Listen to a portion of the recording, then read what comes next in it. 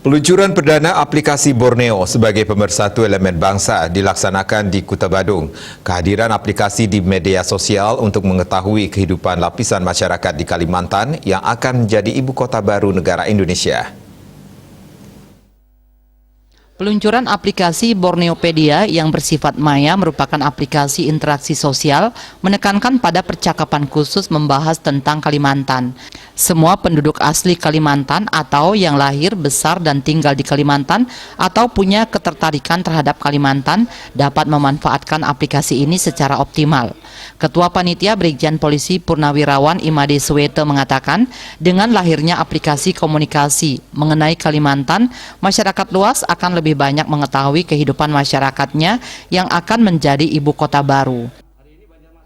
Oleh karenanya, keluarga besar Borneopedia mengharapkan nanti agar Borneopedia dapat berperan sebagai jendela informasi tentang eksistensi Kalimantan dengan segala dimensi kehidupannya, sehingga memberi manfaat bagi seluruh warga negara, seluruh kehidupan masyarakat negara kesatuan Republik Indonesia.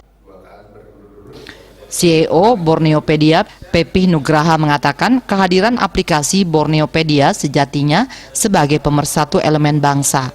Dipilihnya Bali sebagai lokasi peluncuran perdana karena Bali merupakan pusat perhatian segala kegiatan, terutama dunia wisata. Nah, Borneopedia adalah sebagai pintu masuk ke Indonesia baru, karena kita lihat perpindahan ibu kota negara dari Jakarta ke Pasir Penajam di Kalimantan Timur harus kita sambut dengan sebuah aplikasi yang menyatukan elemen bangsa sebenarnya. Kalau ada tagline Borneopedia untuk Indonesia, ya itulah cita-cita besar kami dengan adanya kehadiran aplikasi Borneopedia ini.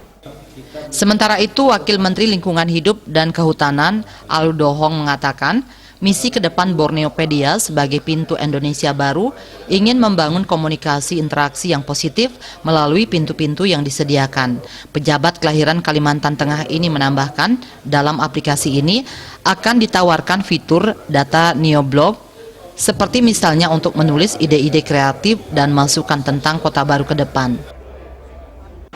Nah, visi kedepannya adalah menjadikan Borneo ini sebagai ya pintu Indonesia baru, gitu ya, karena ada rencana pemerintah juga akan memindahkan ibu kota negara ke Kalimantan.